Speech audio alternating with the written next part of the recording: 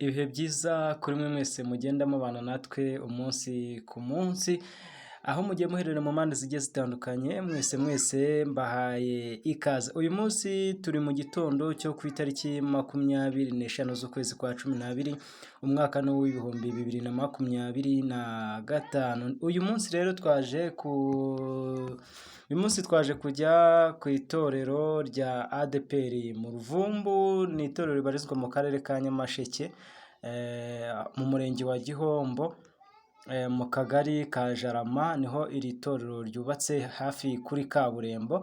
Twaje kujyayo rero kugira ngo tumenye amateraniro ari buze kubera ahangaha asoza umwaka. Haba hari amakorali agiye atandukanye, baba bagiye bakora imitako kuri iri torero, nyine bigaragaza yuko bagomba kwizihiza Noheli. Rero naje kujyayo uyu munsi, hari ibirori byagiye bihabera bigiye bitandukanye. Ibyo birori rero nibyo ndi buze kubagezaho. Hari ibyo ndi bubagezeho, usanga hari n'indirimbo amakorali yagiye aririmba, ibyo byose turi buze kubigarukaho.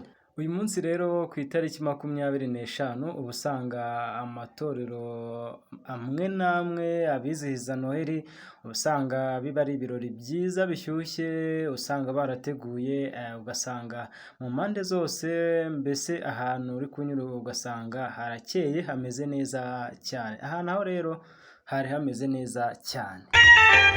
Haleluya, haleluya, haleluya.